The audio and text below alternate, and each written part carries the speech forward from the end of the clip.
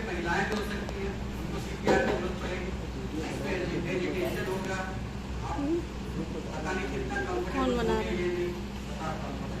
लेकिन वही तरीका है कि सीपीआर देने से कुछ चीज़ें आपको बहुत ही ध्यान में रखनी है कि महिलाओं को आप दे रहे हैं, महिला को दे रहे हैं, तो आप किस तरह से मतलब कि एक शालीनता से किस तरह से आप रिएक्ट कर सकते हैं। दूसरी चीज़ें, अगर महिला के साथ महिला हो तो ज़्यादा अच्छा रहता है। छोटा बच्चा है तो उसको सीपीआर देने के लिए थोड़ा आपको तरीका थोड़ा अलग करना है। अब मान लीजिए श्रीकांत जी हैं, अब ये अनकॉन्शियस, 2-3 चीज़ें होती हैं। अनकॉन्शियस है, सांस नहीं ले पा रहे, ठीक है, सांस एकदम फंस ही रही है उनकी। देने से पहले आपको व्यक्ति को 3 चीजों को चेक करना होता है। सांस नहीं आ रही है या अनकॉन्शियस है। अब आप इनको चेक करने के लिए पहली बात कि अगर अनकॉन्शियस है तो उनको जोर जोर से पीटेंगे, नाम श्रीकांत जी क्या हुआ, श्रीकांत जी क्या हुआ, श्रीकांत जी क्या हुआ, कुछ पूछेंगे। अगर वो रिस्पॉन्स नहीं कर रहे हैं, इट मीन्स वो अनकॉन्शियस है, बेहोश है। दूसरी चीज, हम उनके सांस को चेक करें। इसका एक फॉर्मूला और होता है, ABC, air breathing and circulation. Air breathing and circulation. सबसे पहली चीज है कि इनके एयर को क्लियर करेंगे। एयर को मतलब इनको थोड़ा सा पीछे थोड़ा टिल्ट करेंगे, पीछे नहीं, एयर को क्लीन करने के लिए इनके पहले टंग को आप देखेंगे कि टंग में कोई चीजें फंसी नहीं है। कई बार होता है जब बेहोश होता है तो जीभ एकदम हो जाती है, दांत के नीचे आ जाती है। तो हमें टंग को क्लियर करना है, एयर क्लियर करें, ताकि जब हम सांस देंगे ना तो एयर सीधे इनको फेफड़े में जाए। ठीक है, तो हम टिल्ट करेंगे और उसको रुमाल से कोई चीज अगर फंसी होगी तो उसको बाहर करें। ठीक है, पहली चीज एयर ब्रीथिंग एंड सर्कुलेशन। पहले हमको इनका एयर ब्रीथ और सर्कुलेशन चेक करना है। अब एयर मैंने क्लियर कर दिया, ब्रीथ को हम देखेंगे कि इनकी सांस आ रही है कि नहीं आ रही। सांस को कैसे चेक करें, पहले देखेंगे कि इनका पूरा खोल देंगे कि ताकि ये सांस इनका जो सीना ऊपर नीचे हो रहा है कि नहीं। किसी का भी सांस लेते हैं तो ऊपर नीचे होता है ना, ऊपर होगा फिर नीचे होगा, यानी सांस आ जा रही है। दूसरी चीज है कि हम अपने कान को इनके नाक के पास ले जाकर के भी महसूस कर सकते हैं कि साउंड आ रही है कि नहीं आ रही, यानी सांस ले पा रहे कि नहीं। तीसरी चीज है उल्टे हाथ करके नाक के पास ले जाएंगे तो आपको गर्म हवा का एहसास होगा। क्या होगा, गर्म हवा का एहसास। जैसे अभी इनका एहसास हो रहा है गर्म हवा आ रही है, इतने से सांस ले रहे हैं। लेकिन जो व्यक्ति इस तरह से पीड़ित होगा ना, उसका ये नहीं मिल रहा होगा, सांस नहीं आ रही। सांस आ भी रही होगी तो बहुत रुक के आ रही है, उसको सीपीआर की जरूरत है। तीसरे ही बहुत इंपॉर्टेंट चीज है कि हम सर्कुलेशन को चेक करें। सर्कुलेशन को कैसे चेक करते हैं, नाड़ी से। नाड़ी को पकड़ते हैं, यहाँ पे 3 उंगली रखिए, धड़कन आपको एक बीट महसूस होगी। ठीक है, लेकिन कई बार बीपी अगर हमारा पल्स थोड़ा स्लो है, बीपी लो है, जल्दी पकड़ में नहीं आती है। देखिए करके देखिए, आप लोग पकड़ पा रहे हैं। यहाँ से हम पता करेंगे कि इनकी नब्ज चल रही है कि नहीं चल रही। दूसरा कि हमारा ये पार्ट भी जो होता है, यहाँ भी आप रखेंगे इस तरह, यहाँ भी आपको पल्स पता चल जाएगा। आप रखेंगे यहाँ पे, देखिए आ रही अभी, तो यहाँ से भी आप सर्कुलेशन को रीड कर सकते हैं। लेकिन जो व्यक्ति ऐसे अचेता अवस्था में है, जिसकी सांस उतर चुकी है, उसके ये सारे सिम्टम्स नहीं मिलेंगे, तभी तो सीपीआर की जरूरत है।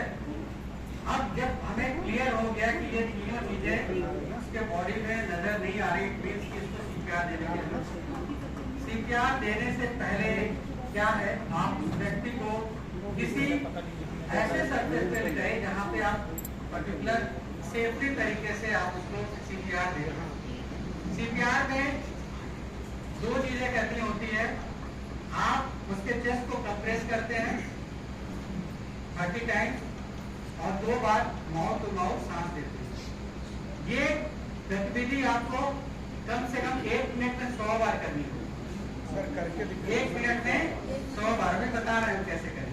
1 मिनट में कितनी बार करनी होगी, 100 बार। इट मीन्स कि आपको 3 बार कंप्रेसर का काम करना होगा और 3 बार आपको माउथ टू माउथ सांस लेना होगा। सबसे इम्पोर्टेंट चीज है कि आप इनके कपड़े को अभी तो ये पहने हैं, पूरा ढीला कर दीजिए। जैसे मैंने किया, असेसमेंट में क्या करते हैं, ABC एयर ब्रीथिंग और सर्कुलेशन को चेक करते हैं कि उसको CPR की जरूरत है भी या नहीं। दूसरा हम क्या करते हैं कि अगर हमें क्लियर हो ही आता है तो तुरंत हम कॉल करते हैं। किसको कॉल करते हैं? एम्बुलेंस को या अपने शुभचिंतक जो भी मित्र हैं, जो भी सपोर्ट आपको करते हैं। क्योंकि CPR मैंने बोला ना कि 1 मिनट में आपको 100 बार देने हैं, मतलब आपको कंप्रेसर को 100 बार करने हैं, तो आपको बहुत क्विकली करने होंगे। और अगर 2 या 3 लोग होंगे तो ये बहुत इजीली हो सकता है। जैसे मैंने किया, मैं थक गया तो दूसरा कोई करेगा, फिर दूसरा थक गया तो तीसरा करेगा। ये अगर हम अगले 5 से 6 मिनट में हम कर लेते हैं तो बहुत हद तक हम उसकी जो रिकवरी है उसको कर पाते हैं। तो सबसे बड़ी बात है कि CPR देने के लिए आपको सेकंड में हो जाएगा। CPR यहाँ पे हल्का सा महसूस करेंगे कि आपका चेस्ट का जो बीच वाला पार्ट होता है, यहाँ पे गोल सा पॉइंट होगा, है ना, वो आपका पॉइंट होगा थंब को रखने का। एक बात ध्यान में रखिएगा कि जब आपका कंप्रेसर होगा उसके लिए पहले आपका जो हाथ के बाजू है वो एकदम स्ट्रेट होने चाहिए, ठीक, स्ट्रेट होने चाहिए। जैसे आपने, अब चूंकि हमारा राइट हैंड चलता है, राइट हैंड से हम प्रेशर ज्यादा दे सकते हैं तो हमारा लेफ्ट नीचे जाएगा और राइट ऊपर रहेगा। ये आपको जंजीर बनाने में, पकड़ बनाने में। और इसको कहाँ पे रखना है?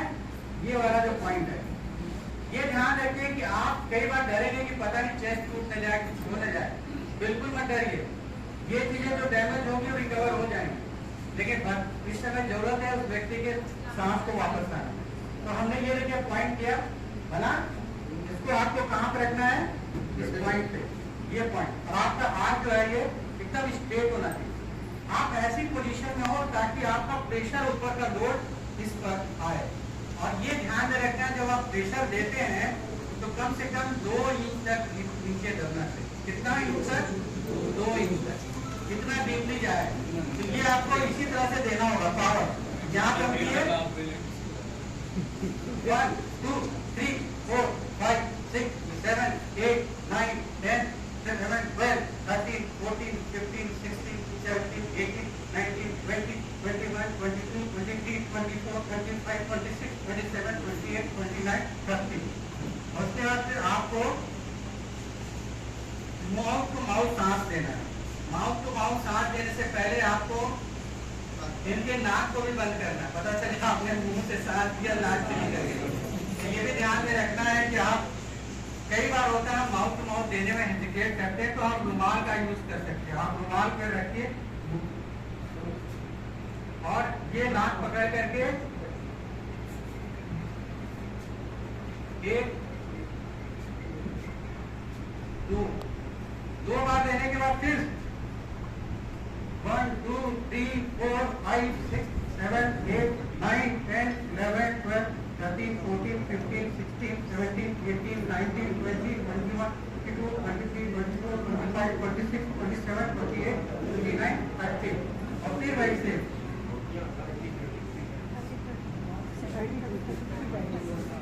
मुंह पूरा उनका खोलना है, ध्यान रखिएगा। एक पूरी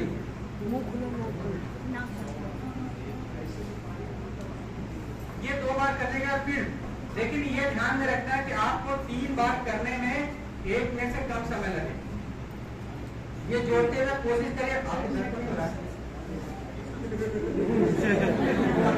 ये 3री बार आपको करना पड़ेगा, ये प्रक्रिया करना। अगर मान लीजिए फिर भी उस व्यक्ति को रिकवर नहीं हो पाता है तो एम्बुलेंस तो अपना ले ही जाएगी, एम्बुलेंस तो ले ही जाएगी।